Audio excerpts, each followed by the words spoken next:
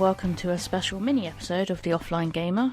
This is our Kickstarter Awards for 2017. I'm Ray. And I'm Matt. And what are our Kickstarter Awards for everybody who hasn't listened to one of the previous ones? Yeah, so we're doing this one a bit late, obviously, because we normally would have done this in January. But for reasons we weren't around. If you want to know more, listen to our last full episode 28. But basically what we'll do is we'll talk about our favourite Kickstarter arrivals from last year. It's not necessarily projects that we backed in 2017. It's games that arrived in 2017. So there may be some things that we backed earlier than that as well. And we'll also have a bit of a chat about some of the Kickstarters that haven't quite gone as planned as well. So we'll cover the bad stuff first, I think, and then we'll go into the good things, the awards. So you know, if all you're interested in is the good stuff, then you can skip towards the end of the show. But I hope you'll listen to everything, because I'm sure we've got lots of interesting things to say. As always. Yeah. First things first, let's talk about what was supposed to arrive in 2017 or early 2018 that hasn't actually arrived yet for one reason or another. So, Ray, why don't you start? Thank you very much. I've got 5 things that were supposed to arrive last year but haven't, 3 of which are all digital games.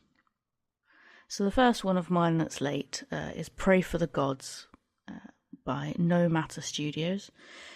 This was originally in the Kickstarter they predicted it would be available for December 2017. This was back in August 2016 when it funded. And it was, I only backed for just a regular digital copy through Steam.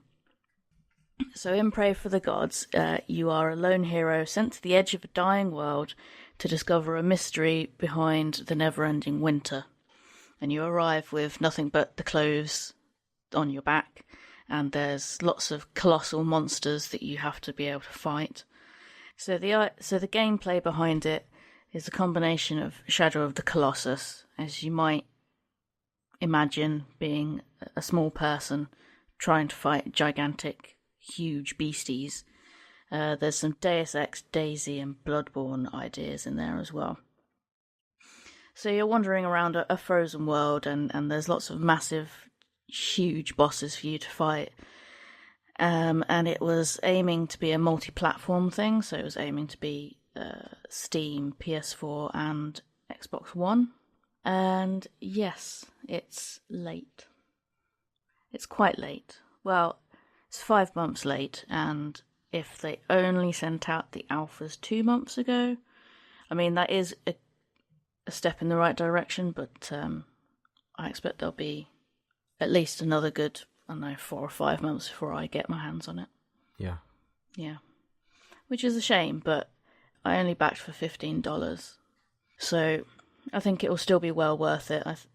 I mean, it attracted nearly 13,000 backers in the original, so I expect it will still be hotly anticipated, even though it is a bit late. Yeah. So my first game I'm still waiting on is also a digital game, and this is The Pedestrian. Now, this is the game where you play the little guy in all of those street signs, and it's a puzzle game where you have to navigate through and move things around and things like that. So the original ETA on the campaign for this was June 2017. We're now almost at June 2018, and it's obviously not here. They are good at providing updates, though. Every month they're doing like a developer's blog showing you what they've been working on since the last update. So they've redesigned parts of the game, new 3D models, new animations, all sorts of things like that. So yeah, they've been really good at letting everyone know what's going on. There is a demo available, but that demo was made available, I think, before the campaign actually started. So I backed this in February last year, and the demo was made available on their website in January last year. So yeah, so there haven't been any changes to that since. Their website now does say actually the game is set to release in 2018, so hopefully it shouldn't be too long. But yeah, I mean, this is one of those ones where I'm not too disappointed in the delay, because they're providing regular updates to let you know where they're going and what's gone wrong and what they're changing. So yeah, it's fine, and it wasn't expensive like yours. You know, it was only, I think, about £15 to pledge, or $15 to pledge for a digital copy of the game on Steam. So yeah, that'll come when it comes, and yeah, hopefully before the end of the year. So my next one is Femida, which I have mentioned a few times. As at one point, I volunteered to help do some voice acting for it. And I was going to ask you what happened with that. yes, it's still being developed. There's been a little bit more movement in the last month or two, but it was originally estimated for 2017 in December, and this is from funding in August 2016. It's another digital game. So yeah, these guys have been a bit better with their updates. There's 30 updates. The latest one says that everybody's going to get an extra reward for free. Oh, that's nice. They're currently in pre-alpha. The pre-alpha is available to download and test, but I'm always a bit cagey about downloading alphas and pre-alphas because the same thing may happen that happened with me and Prison Break, which is that it ruined the game playing the alpha because it was just so broken. I was just sick of it. Huh. But yeah, I mean, these guys, this was a fairly small Kickstarter. It only raised like £2,200. So, I mean, they're still going and they're still developing it. But I think it's it's a very skeleton crew sort of project now. But yeah, Femida was going to be the game where you play the role of a judge, and it's a story-driven, decision-based detective game where you decide the judgment of people based on the cases and the evidence brought before you. But yeah, I'm still waiting for that one. So my second game that I'm still waiting on is a game called Yukon Salon, which is the game where you have to make hairstyles for bears and beards for lumberjacks. And you can obviously put the cards on either to have some really funky looking bears or some really rather charming lumberjacks. Up until a few days ago, I had basically written this game off. The original delivery date was August 2017. The project was funded back in February. And it's just a simple card game. There's no majorly difficult or complex components in there, so we thought, okay, they can't be that far behind. But the creator gave a few updates, and then in August last year he gave an update, and then since then it's been completely radio silence from him. The Kickstarter page was full of comments from people saying, we haven't heard anything, we demand a refund, all that kind of thing. I was quite diplomatic about the whole thing. Sometimes Kickstarter projects fail. This would have been actually the first one that I would never have gotten anything from that funded. But yeah, I mean, it was not an expensive pledge, so I was just prepared to bite the bullet and accept it. But then, 2 days ago, he put out a update saying the game is almost ready. Hey everyone, sorry for the long silence. It's still happening. I should have everything to the printer by the end of the month, and then I'll know when it's going to ship. It hasn't said why there's been such a delay. At least it appears that I am actually going to get the game. So it looks like my record of as I fulfilled Kickstarters is going to remain intact for the time being. Jolly good. Okay, so my next one is Ghost Theory, which was another digital game. This was funded back in May 2016 and was originally estimated delivery for September 2017. The long story short is it's on hold. Development is entirely on hold for it. Okay. Because they had quite a lot of problems. They did their Kickstarter with the idea that they were going to have a later injection of cash from the sales of another game that was going to be going out to consoles. That didn't happen. That went quite badly for them. They've ditched said publisher that took it to console. And they dropped, I believe, 19 developers from Ghost Theory all the way down to 6, and some of them were working for a good few months without being paid. And so I think they just made the decision that it needs to go on hold until they can get more money for it, basically. See, that sounds to me like they didn't properly account for how much money they should be raising in the Kickstarter then. Because obviously if they were relying on an external source for the rest of the funding, that seems like a bit of a mistake. They may have overestimated how much they were going to get from their previous game, which was called Dex, going out onto consoles. I mean, I thought it was a little bit ambitious, considering small little indie games going out onto consoles. Normally, you're going to get trashed on the price, so you're going to have to sell it for something really not a lot. So the game itself was supposed to be a serious take on paranormal research. So it was sort of like a detective kind of thing, but with the paranormal side. So you'd get lots of ghost hunting gadgets, and you'd go and investigate real haunted locations, and you'd have different missions, and you go back to the university where your results get assessed and you'll be briefed for your next mission, sort of thing. It was a horror game, but they weren't going to do it in the sort of jump scary kind of way. You have to summon the ghosts to get them to come out. They've said it's on hold as opposed to officially cancelled, so I guess maybe it will arrive one day. Who knows? There's still hope there, isn't there? Yeah, there's a bit. I think maybe if they... Because originally it says they wanted to do it for Windows, Mac, Linux, PS4 and Xbox One.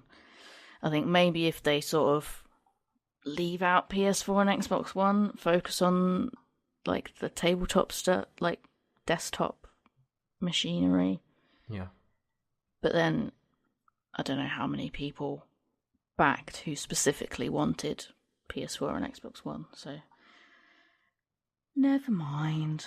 We can hope. They're currently working on an expansion for one of their other previous games, so maybe that will do well, and then that will get some cash flow coming in for this project.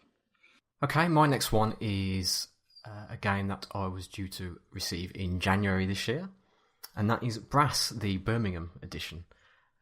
This is obviously the Martin Wallace game that Pete was quite astounded that I backed at the time because he thought it was a bit out of my normal comfort zone. But yeah, I'm quite looking forward to this. Now, they're obviously not massively late, just 4 months or so.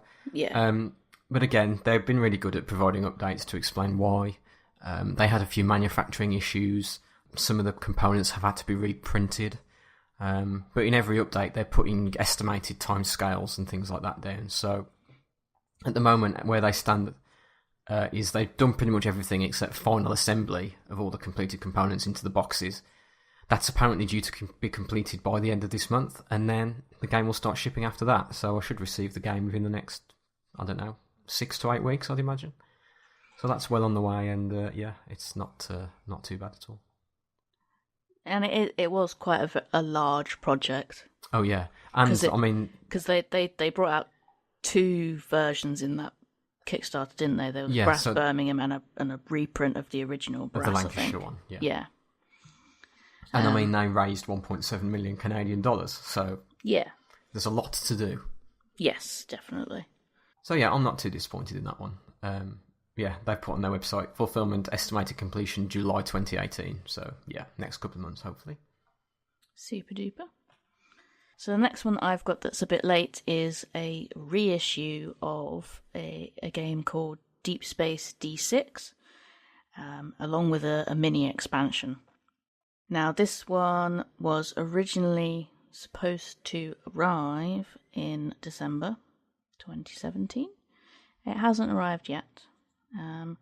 However, the chap who's doing it, he seems to be doing it completely on his own, has been relatively good with the updates. I mean, there's 14 in totals, and I mean there's over 2,000 comments on the on the Kickstarter page. Oh, right, okay. Which some of the other 3 that I've mentioned so far that have nowhere near that many comments, and some of them are way later than this.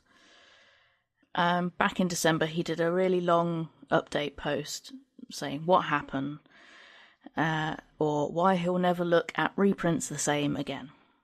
Basically, the thing in December that he said was apologising and then explaining all the different problems that he's had. Some of which were scaling up, so his original Kickstarter for the original game only had about 2,000, 3,000 backers, and now he's gone over 10,000. So that has increased the amount of work that he has to do in terms of emailing individuals, answering inquiries, doing wholesale orders, press inquiries, and so on and so on. Because he, as I say, I think he's doing it all on his own. Manufacturing challenges. He has had quite a few manufacturing challenges. I mean, the original files from the first print run of the game, Deep Space D6, only 15%, 15%, were compatible to do reprinting again. Wow, okay. Because the manufacturers, apparently, they constantly retool their machines to improve the printing technique, which means the old files all had to be re-edited and redone so that they worked with the new machinery. Also, he admits to burning out, which, I mean, given doing all that on your own, I suspect burnout was almost inevitable, really. And that's completely understandable as far as I'm concerned. And it was only funded in June 2017, so trying to get it out for December 2017, maybe he was a little bit too ambitious, didn't realise quite how popular his original game had sort of become, that now over 10,000 people wanted it. And he raised over $250,000 just on Kickstarter, and I think he's had at least another 1,000 people post-Kickstarter doing pre-orders. So it's late, but I think it's understandably late. So I think 5 days ago was the latest update, and the digital sample, he's got the digital sample back. So that sounds like good progress to me. Yeah. So yeah, he's got all his digital bits and pieces, and there's lots of nice pictures and stuff. And in the latest update, he has reminded people that if they do need to update their address, then to do so via BackerKit, which usually is a good indication. So yeah, that's Deep Space D6, which is a solitaire game. So that's why I backed it originally, because it had really high ratings for being a solitaire game, and I imagine that's how he ended up with over 10,000 people interested in it, when the original only had about 2-3. So it's late, but he's still doing updates, it's still going, things are still moving. So good things ahead. So you mentioned ambitious timescales for that one. That brings us nicely on to my last one that has been delayed, which is a game that funded in August last year and was due for delivery again in December, which I did think was very optimistic. But that is A Dog's Life, the game where you play dogs, and there's nice little miniatures of different breeds of dog in there. They have admitted it was their mistake, that they thought the game was going to be here for Christmas, and they made a few decisions that didn't pan out correctly. And so now they've had to deal with, obviously, Christmas and New Year, but also Chinese New Year, so it looks like it's going to be another few weeks before we get the game. But they have been providing updates. A few people on the Kickstarter page have not really liked some of the updates they've been giving out, because sometimes they'll go like, "Bark, we're keeping in touch with you. Woof, we've got some news for you." And they're going, "Stop being so childish and let us know exactly what's going on with the game." It's like, they're giving us updates, just, we should be grateful for the information they're giving us. So, yeah. Chill out. Yeah. So they said delivery in the second quarter, which we're in now, obviously. So, again, hopefully within the next couple of months, I should have some news about that. So, yeah, that was A Dog's Life. So the next one of mine that's late is Hand of Fate Ordeals, which is the board game taken from Hand of Fate, the computer game. Now this one I think had fairly ambitious timescales as well, because it was funded in June last year.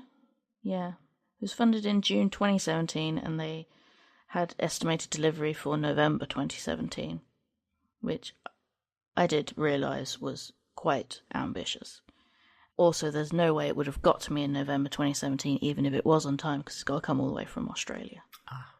Well, it probably comes from China, but whenever it's I find whenever it's a Kickstarter where the creators are Australia, New Zealand, America, Canada, even though all the games are coming from the Chinese manufacturers, Europe gets everything last.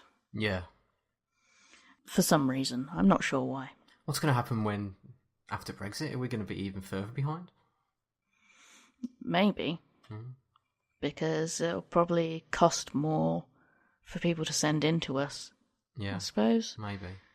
I don't know. Oh well, we'll see. Yeah. Anyway, this one is late, as I say. There's been 67 updates. There's an update every week, and I'll be honest, I haven't read all of them because, oh my god, there's so many.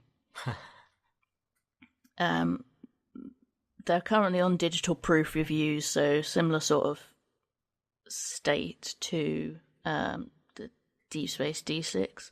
They're getting there. They're almost ready for like proper printing and stuff. I think the only thing that annoyed me about this one was the chap who created it on Kickstarter has since run another Kickstarter. And although he's done quite a lot that have done very well, it did sort of just annoy me a little bit. Yeah. Yeah, so since Hand of Fate Ordeals, he launched another one, which was actually the T2029 Terminator 2 board game that got cancelled last year. Ah, yes. Didn't you back that? Yes, but it got cancelled.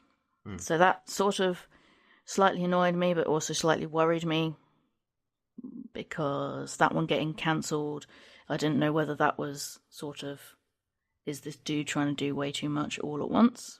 Because Hand of Fate is a pretty big game.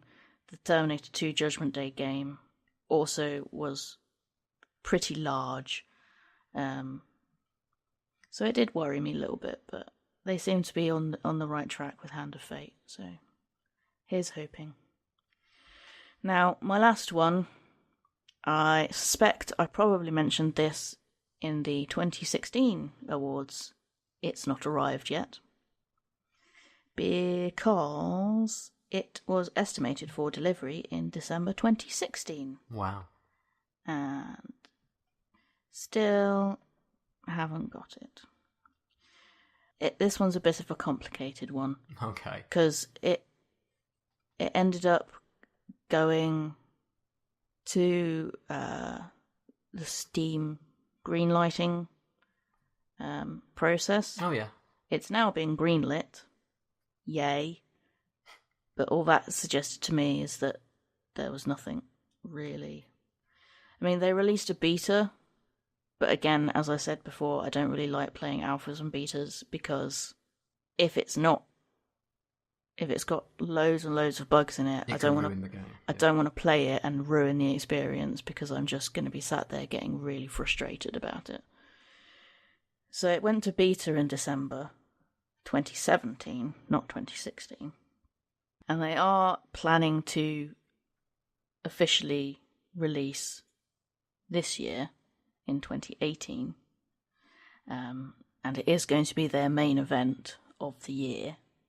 This one has obviously taken a lot longer than they were expecting it to take. They are aiming to release the full game in May. However, I haven't seen anything yet. May is in the month we're in now. Yes, May is in the month we are in now. So they're aiming to full release this month. And hopefully they will. If not, maybe June. So it's almost there.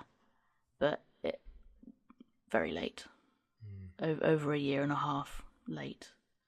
That was another digital game, so it seems that the digital games, more so than the physical tabletop games, seem to be quite difficult to gauge how long it's going to take them. But yeah, those are my ones that have not arrived yet. So that's enough of the negatives. Let's move on to the positives and bring you our Kickstarter Awards 2017.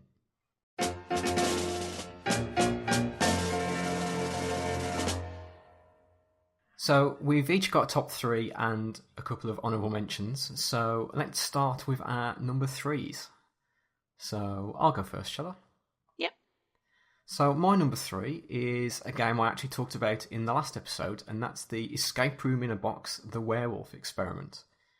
Now, I really like this. I think the campaign was well executed. The creators kept everyone up to date. The game is obviously doing well because it's been picked up by Mattel, I think, for a retail release. And yeah, it's enjoyable. You'd think it was just a single-use thing, but it's not. They give you the components so that you can reprint things out and play the game more than once. Obviously, I know what happens, so I take on the role of like a game master. And yeah, the components are extremely good quality. There's locks, things that react with water, all sorts of cool things in the box. Don't want to obviously give too many spoilers away in case anyone ever plays it, but yeah, I definitely recommend it. And that's Escape Room in a Box, which is by Stay at Home Werewolves, apparently, but also BGG now credits it as being published by Mattel as well. So I don't know if the Mattel version, the box is certainly different. I'm not sure what differences there are in the components, but from what I gather, it's more or less identical. So yeah, if you obviously you won't be able to get the Kickstarter version anymore, but if you have to buy the retail version, I'm confident it will be just as good. Super duper. My number 3 is Tiny Epic Quest. Now, everybody is probably quite familiar with the Tiny Epic series. Tiny Epic Quest is the one where they first introduced the item meeples, which were quite fun, even though I think I got one item when we played it, and somebody got all the items in the world. Who was that? Gareth. Yes. It's okay, he's not here today, so we can slag him off. So yes, Tiny Epic Quest was by Gamelin Games. They've now done at least another 2 or 3 Tiny Epics, including Tiny Epic Zombies, which Matt mentioned in our last full episode. And I found Tiny Epic Quest to be quite fun and very enjoyable, even though it's so small and there's so much in the box, despite being a tiny box. And yeah, it's a good, fairly light, easy to pick up game. And yes, I thought that was very, very enjoyable, and it arrived last year, so that makes my number 3 spot for the 2017 awards. Okay, my number 2 is a game by Fewers Games, and that is Fugitive, the asymmetrical 2-player game where one of you is a fugitive and the other is a marshal trying to catch them. The rules are simple, but the game works really well. We've played it a couple of times, haven't we? Yeah. And I love the art on the cards. I like that whole 60s type of style. And they give you all the components you need to play the game. I mean, you have to the person who's playing the marshal has to write numbers down so they can try and work out where the fugitive is. But you get a nice little piece of cardboard with a dry white marker, a little dry white marker that you can cross numbers off and things like that. So yeah, it's only a small game and it's only for 2 players, but I really, really like it. I could play it forever, probably, and never get bored with it. So yeah, quite simply, that's my number 2, Fugitive from Fewers Games. Okay, my number 2 is Saltlands and the expansion that came with it, which was called Lost in the Desert. Saltlands was a little bit late. It was originally billed to come in late 2016 and it arrived in 2017. But even so, it is absolutely beautiful. The art's wonderful. It's a very dystopian Mad Max sort of feel to the game. And it came out of Hungary by Antler Games. I mean, the quality and the high standard of what I got in the end, even though it was a bit late, was amazing. You get a small sort of graphic novel with it as well. And I backed to get the expansion. So, as I say, quite a lot of content there. Very high quality, lovely artwork. Bit late, but I think it made up for it by being awesome. Yeah. So that's my number 2.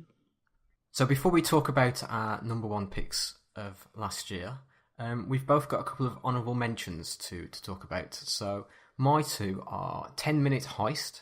So this is a small card game where there is a grid of like artifacts, magical or historical artifacts laid out on the table, and it's laid out like a tower. So everyone starts at the top, and then you have to work your way down, but you can only go in one direction, so horizontally or vertically down the board.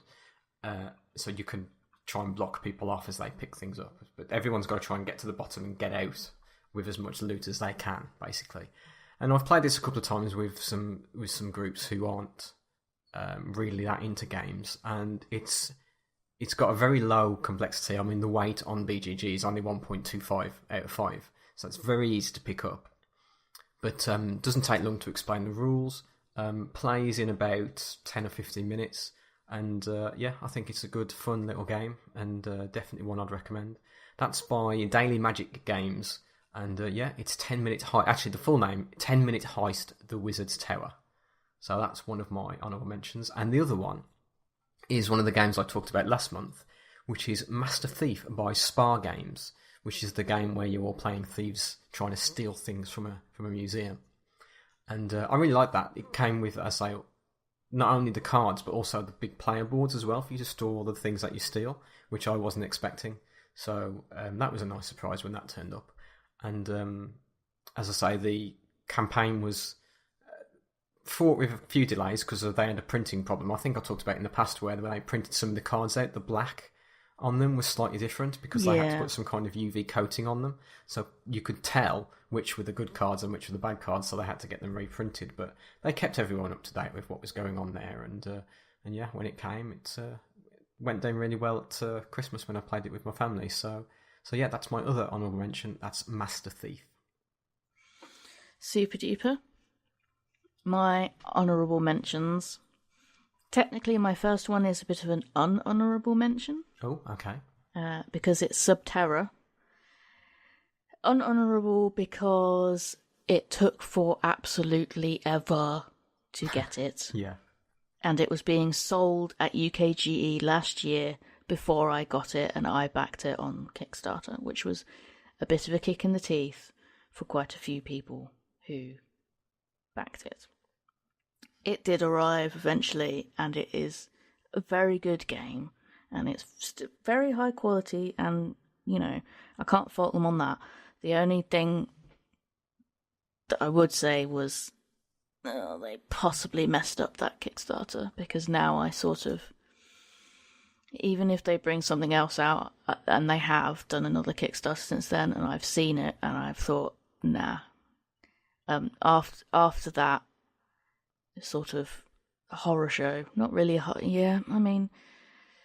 after the various mess ups of that Subterra Kickstarter campaign and fulfillment, etc., I think I might avoid those guys on Kickstarter, at least for a while, because it was ITB, wasn't it? Yeah, it was, yeah. And they seem to do really cool stuff at UKG, like this year they've got a full body scanner where you can make a mini out of yourself on their 3D printer. Ooh. Which sounds amazingly cool. Definitely not going to do it. I do not want a miniature of myself. That would just be creepy. But they talk a good talk. but it was just slightly disappointing with the fulfillment aspect of Subterra. But it did arrive, and it is a good game. So, honourable mention. Honourable mention, I'm being a little bit cheeky here. Petrichor, which didn't arrive in 2017, but it was supposed to. It arrived in sort of January this year. I'll allow it then.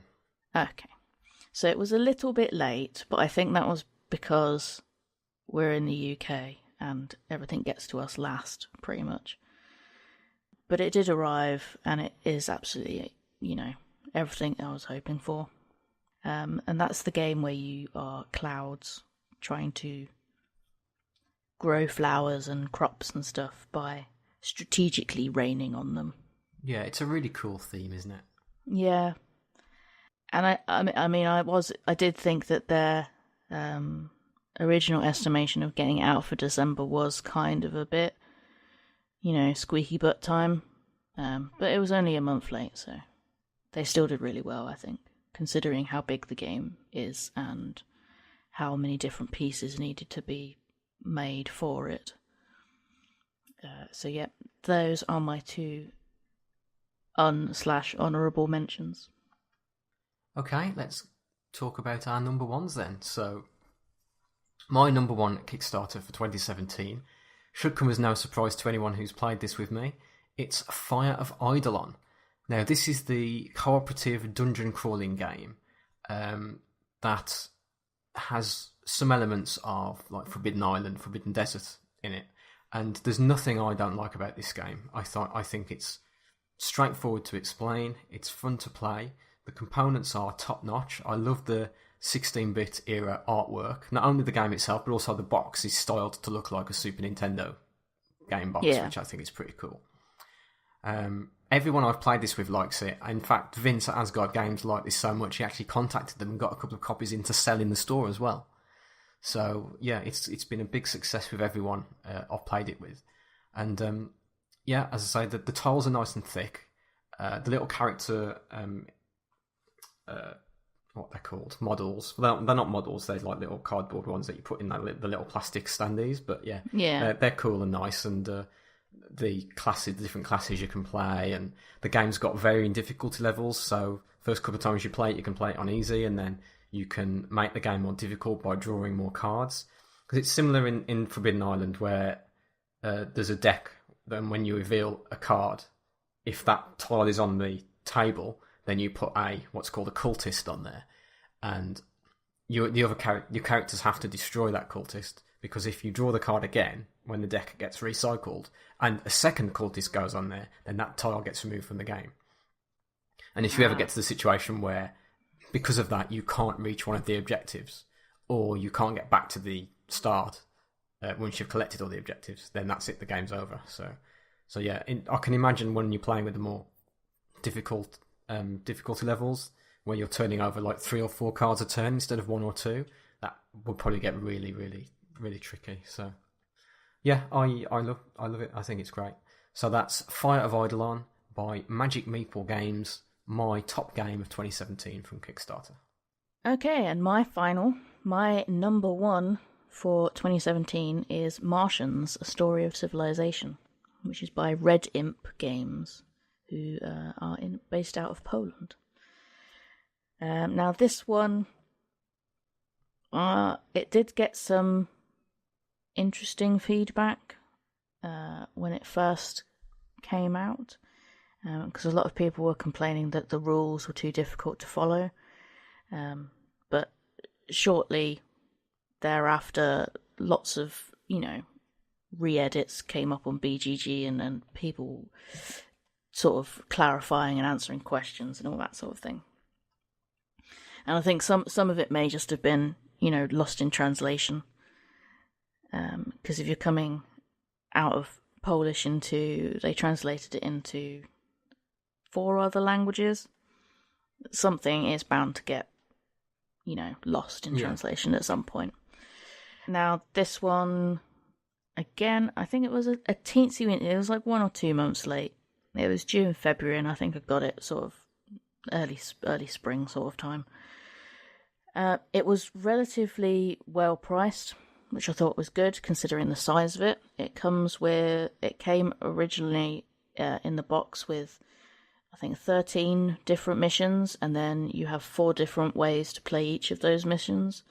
So there's a cooperative way of doing it, and then I believe there's a solo variant and 2 different ways of playing it competitively. So you get a lot of replayability out of it. The art and all the components were lovely, and I just thought it was a really good, because it came out at a time when there were a couple of other Mars themed games, and I don't think this one got as much recognition as it probably should have done, because I think there was another one called Mission to Mars or something. And Terraforming Mars came out last year as well, and that was the big one that everyone was talking about. Yes, Terraforming Mars is the one. That's the one everybody was talking about. But yeah, I think this one, I haven't played Terraforming Mars, but I still think that Martians, I think it deserves a bit more love than it got. So Martians is going to be my number 1 for 2017. So there we go. Those are our awards for 2017. Hopefully you won't have to wait quite so long for our 2018 awards. They will be in, I guess, January next year, all being well. So that brings us to the end of the episode. So I guess it's time for our usual closing. So everyone knows they can follow us on Twitter and Instagram. We are at Togcast. You can also find us on Facebook. You can either search for The Offline Gamer, or if you just go to facebook.com/Togcast, you can go straight to us there. You can listen to all of our episodes on SoundCloud. We are soundcloud.com/Offline Gamer, or you can subscribe to the podcast on iTunes. Just search for The Offline Gamer. You can get in touch with us directly if you don't fancy the social media on our email address, which is offlinegamerpodcast@gmail.com, or we've got a contact form on our website, which is www.offlinegamer.co.uk, where you can find everything that we've just talked about. So yeah, that's it for another episode. Thanks everyone for listening, and we will see you hopefully before UKGE for a quick preview of what we're looking forward to seeing there. So yeah, we'll see you then. Bye. Bye.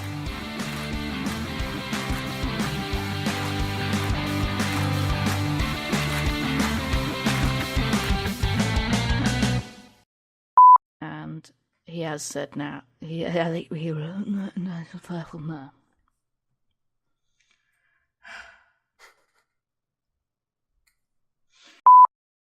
whoop whoop. Insert fanfare here. I will find a generic fanfare noise and put that in. Yeah, that'll do. I'll keep that in then. In the game, you play a lone hero sent to the edge of the dying world to discover a mystery behind the never-ending winter. Shall I do it again? Yeah. Okay.